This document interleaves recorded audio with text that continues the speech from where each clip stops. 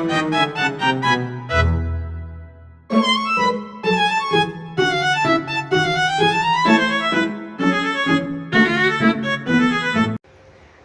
Assalamualaikum teman-teman. Perkenalkan, nama saya Siti Nuraziza. Saya dari Program Studi Teknik Lingkungan UIN Wali Songo Semarang dengan NIM 23081060059. Di sini saya akan menjelaskan bagaimana cara memasukkan data statistika ke dalam aplikasi SPSS. Mungkin bisa saja langsung kita mulai teman-teman. Pertama, di sini sudah tertera bahwa Anda terdapat 3 soal, dan saya akan membacakan masing-masing soalnya.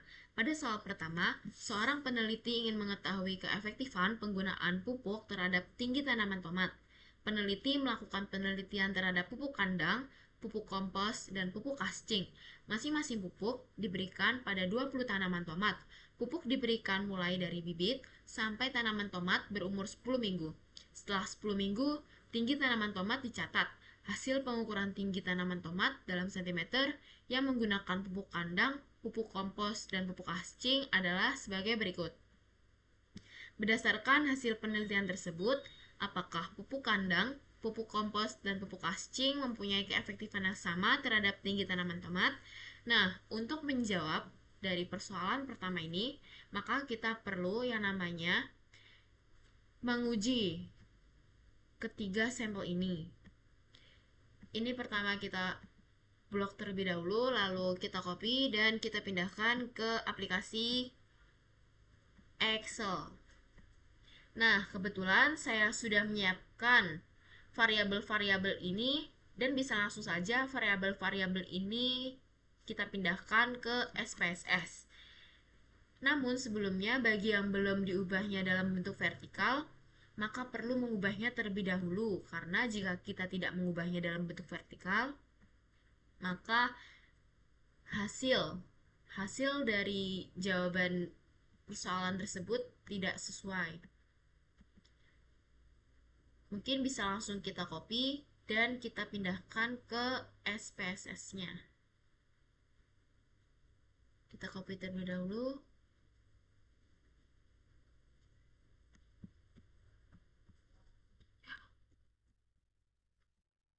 Jika sudah, kita bisa paste di bagian data view. Dan sudah tertera hasilnya. Nah, di sini terdapat 0 di belakang koma. Ini akan kita hilangkan. Dan cara untuk menghilangkannya, kita akan ke variabel view. Kita perlu menghilangkannya karena 0 di belakang koma ini merupakan desimal. Kita tidak perlu menggunakan 0 di belakang koma. Kita bisa langsung mengubahnya ke variabel view. Dan di bagian name ini kita akan mengubah terlebih dahulu. Pada nomor 1 kita isi pupuk. Dan nomor 2 kita ganti menjadi tinggi. Dan untuk desimalnya kita bisa nolkan semuanya. Untuk label, kita bisa isi dengan jenis pupuk dan tinggi tanaman. Untuk value-nya, berhubung di soal tertera 3 sampel, pupuk kandang, kompos, dan kascing, maka value-nya kita juga klik atau kita isi dengan ketiganya. Pertama, value-nya kita isi dengan 1, labelnya kita isi dengan pupuk kandang. Lalu kita add, dan value kedua labelnya kita isi dengan pupuk kompos. Lalu kita bisa add, dan yang ketiga labelnya kita bisa isi dengan pupuk kascing. Kita add dan klik OK. Untuk value tinggi tidak perlu diisi. Lalu kita pindah beralih ke measure-nya. Di sini measure-nya kita klik scale keduanya. Mengapa kita pilih scale? Karena yang diminta adalah data numeriknya atau data angkanya. Setelah sudah, kita pindah ke data view lagi. Di sini sudah tertera bahwasannya 0 di belakang koma sudah hilang. Setelah semuanya sudah dipastikan hilang, maka kita akan cek ANAVA seperti yang di soal. Bagaimana cara mengeceknya? Maka kita akan klik di bagian Analyze ini, lalu kita bisa pilih compare means, lalu one way ANOVA. Nah, di sini tertera kolom yang masih kosong. Kita bisa pindahkan jenis pupuk ini ke faktor, dan tinggi tanaman ini kita bisa pindahkan ke dependent list. Jika sudah, kita akan mengetahui, kita akan mencari tahu bahwasanya rata-ratanya juga. Lalu kita bisa klik options, dan di bagian statistik deskriptif ini kita klik untuk mengetahui rata-ratanya, dan kita klik continue, lalu oke. Nah, sini sudah keluar data-datanya. Di bagian deskriptif ini merupakan rata-rata setiap pupuk atau rata-rata setiap bagian. Di sini rata-rata setiap bagiannya pupuk kandang yaitu 48,8, pupuk kompos 45,8, pupuk kascing 46,05, dan N pada masing-masing pupuk yaitu 20. Jika sudah muncul seperti ini, maka kita bisa cek terhadap statistika jawaban yang sudah kita kerjakan secara manual. Ini merupakan jawaban yang sudah dikerjakan secara manual. Pada X1 ini 48,8. Jawabannya sama seperti yang di SPSS, 48,8. Lalu untuk pupuk komposnya 45,8. X2 ini 45,8, sama juga dengan SPSS. Dan yang ketiga, pupuk kascing 46,05, sama juga seperti yang di SPSS. Lalu, total ini merupakan rata-rata dari keseluruhan rata-rata setiap bagian. Lalu, pada tabel ANOVA ini, 110,833 merupakan nilai dari JKK. Nilai dari JKK yang sudah kita kerjakan secara manual. Di sini tertera 110,84. Mengapa berbeda dengan yang di SPSS? Karena dalam pengerjaan secara manual ini kita menggunakan pembulatan, maka beda dengan yang di SPSS. Lalu selain mencari tahu JKK-nya, kita juga mencari tahu JKE-nya. JKE ini mencari tahunya dengan rumus JKT dikurang JKK, dan diketahui jumlahnya yaitu 1149,35, dan di SPSS tertera sama yaitu 1149,35. Jika sudah, kita juga mencari tahu rata-rata kuadrat. Nah, rumus mencari rata-rata kuadrat yaitu S1 kuadrat sama dengan JKK dibagi dengan derajat bebas. Dan untuk mencari tahu rata-rata kuadrat yang kedua yaitu S2 kuadrat dibagi S2 kuadrat sama dengan JKE dibagi dengan derajat bebas. Dan diketahui jumlahnya pada S1 kuadrat 55,42, dan di SPSS-nya 55,417, sama seperti sebelumnya yaitu melakukan pembulatan. Dan S2 kuadratnya diketahui 20,164.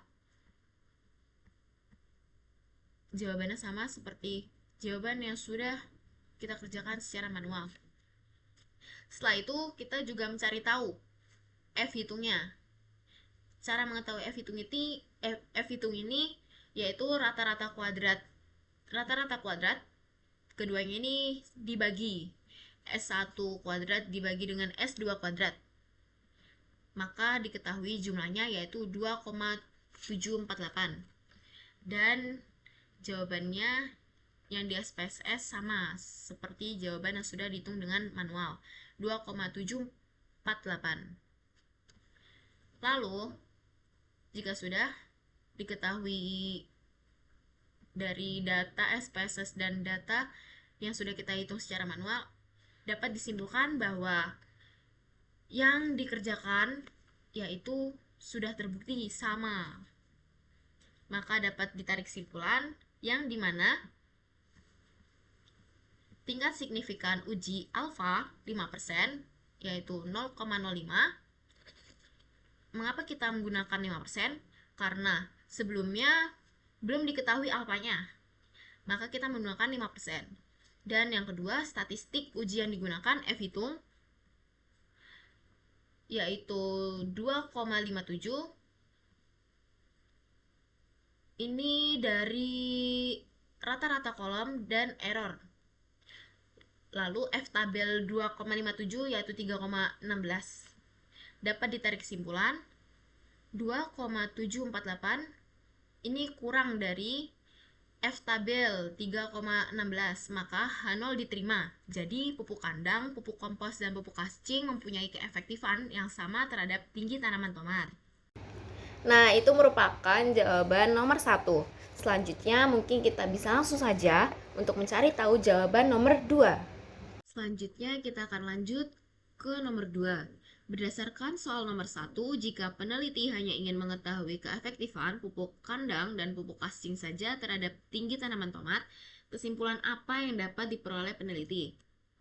Baik, dari nomor 2 ini yang diminta hanya 2 sampel, yaitu pupuk kandang dan pupuk kascing saja, maka pupuk kompos ini perlu dihapus.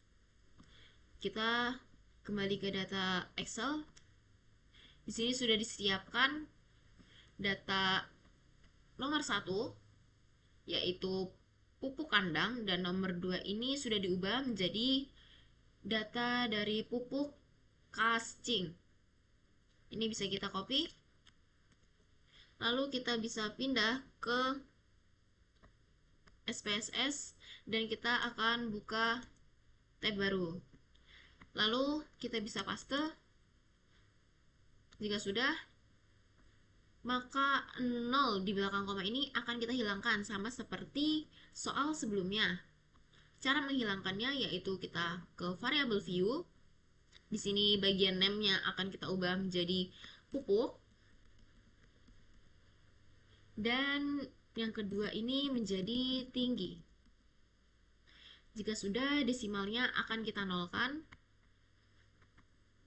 Lalu untuk label kita tidak perlu kita ganti atau kita isi, dan value-nya yang di bagian pupuk ini kita hanya perlu mengisi 2, yaitu pada nomor 1 yaitu pupuk kandang. Kita add kembali. Lalu nomor 2 kita isi dengan pupuk kascing. Lalu kita add dan oke. Untuk measure-nya kita pilih scale sama seperti di nomor 1 tadi. Jika sudah seperti ini, kita ke data view untuk mengecek sudah benar semuanya. Setelah itu kita akan menguji dengan 2 uji variabel, yaitu caranya dengan klik analyze, lalu compare means, dan kita klik independent sample t-test karena kita hanya menguji T aksennya saja. Kita akan menguji dengan rumus T aksennya saja. Lalu jika sudah seperti ini, 2 kolom ini berhubung masih kosong, yang pupuk kita ubah atau kita pindahkan ke grouping variabel, dan tingginya kita ganti atau kita pindahkan ke test variabel. Jika sudah, define group ini kita ganti dulu. Pupuk kita pindah grouping. Define grupnya kita ubah. Grup 1 yaitu 1 dan grup 2 yaitu 2. Lalu klik continue. Untuk optionsnya kita cek sudah benar. Lalu kita klik OK. Nah, ini merupakan data dari hasil perhitungan yang sudah kita cari tahu. Nah, di sini di bagian ini kita hanya mencari tahu yaitu TXN-nya saja kan. Nah, di sini sudah tertera bahwasanya TXN-nya itu 1,9. Lalu kita akan cek jawaban yang sudah kita hitung secara manual. Di sini TXN-nya 1,8997. Sama halnya seperti yang di nomor 1, yaitu dengan melakukan cara pembulatan, yaitu 1,9. Dan jawabannya sama. Setelah itu, kita dapat menarik kesimpulan bahwasanya min W1T1 tambah W2T2 dibagi W1 tambah W2 kurang dari T aksen kurang dari W1T1 ditambah W2T2 dibagi W1 tambah W2 dari minus 2,09 kurang dari 1,09 kurang dari 2,09, maka H0 diterima. Jadi artinya pupuk kascing dan pupuk kandang memiliki keefektifan yang sama seperti tinggi yang sama terhadap tinggi tanaman tomat maksudnya. Sama halnya seperti jawaban nomor 1. Sama-sama memiliki keefektifan. Nah, itu merupakan jawaban dari soal nomor 2. Mungkin langsung saja kita akan menuju ke soal nomor terakhir. Baik, di sini sudah ada soal nomor terakhir. Di nomor terakhir ini terdapat 3 pertanyaan, yaitu seorang peneliti ingin meneliti hubungan antara motivasi kerja yang berlambang X dan kepuasan kerja yang berlambang Y, pegawai di suatu perusahaan. Untuk mengetahui hubungan tersebut, peneliti menyebarkan angket kepada 20 pegawai perusahaan. Hasil dari pengisian angket tersebut adalah sebagai berikut. Yang A, tentukan persamaan regresinya. Yang B, tentukan koefisien korelasinya. Dan C, tentukan koefisien determinasinya. Untuk menjawab soal nomor ini, sama halnya dengan soal nomor 1. Terlebih dahulu kita mengcopy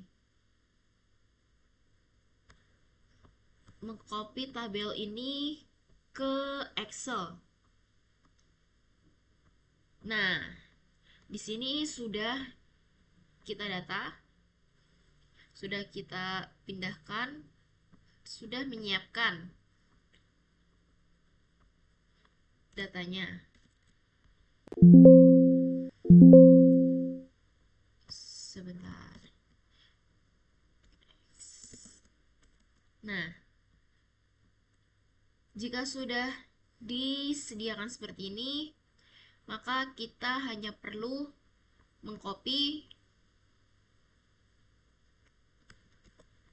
lalu kita pindahkan ke SPSS. Kita buka tab baru terlebih dahulu, lalu sama halnya seperti soal 1 dan 2, kita paste, dan kita akan menghapus 0 di belakang koma ini. Sama halnya variabel view kita akan tulis dengan X, kode X, dan yang kedua Y. Desimalnya kita nolkan. Labelnya kita tulis X tadi di soal motivasi kerja,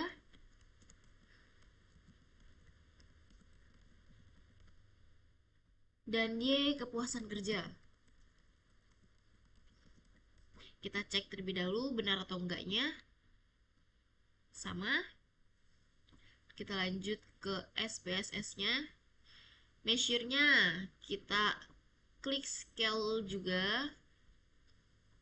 Bila sudah, kita ke data view untuk kita cek. Bila sudah seperti ini, kita akan melakukan pengecekan juga. seperti sebelumnya, yaitu kita klik analyze untuk mencari tahu jawabannya. Yang pada soal nomor 1 kita diminta untuk menentukan persamaan regresinya, yaitu dengan cara kita klik regression, lalu kita klik di bagian linear. Nah, di sini independennya kita akan klik motivasi kerja, dan dependennya kita akan klik kepuasan kerja. Jika sudah, kita cek dulu di bagian options, lalu continue, lalu oke. Nah, ini merupakan jawabannya untuk mencari regresinya. Kita akan buka jawaban yang sudah kita jawab secara manual. Untuk mengetahui persamaan regresinya, yaitu y topi sama dengan a plus bx. Di sini a-nya yaitu 140,72 dan b-nya minus 0,1618. Kita cek. Di sini b-nya 140,722. Kita cek lagi. Sama. Lalu yang ini minus 0,1618. Kita cek lagi di SPSS-nya. Motivasi kerja ini sama, minus 0,162. Lalu jika sudah, kita akan mengecek nomor 3 yang bagian B. Soal yang ditanya yaitu koefisien korelasinya. Di sini kita mencari tahu lagi, yaitu kita ke analyze, lalu kita bisa klik di bagian correlate dan bivariate. Nah, ini kita akan masukkan keduanya. Kita ke options dulu, kita klik means ini, lalu continue dan oke. Nah, correlate-nya sini sudah tertera. Kita cek di bagian kita terlebih dahulu yang jawaban yang sudah kita hitung secara manual. Di sini koefisien korelasinya yaitu minus 0,0858. Kita cek di bagian SPSS-nya.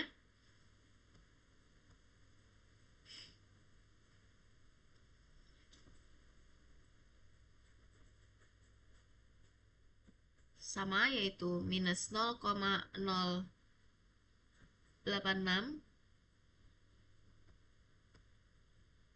Sama halnya seperti sebelumnya, kita melakukan pembulatan, maka ditemukan kesimpulan variabel X motivasi kerja, yaitu jadi variabel X motivasi kerja hampir tidak berpengaruh terhadap Y kepuasan kerja, yaitu hanya mempengaruhi secara berlawanan arah, sangat sedikit.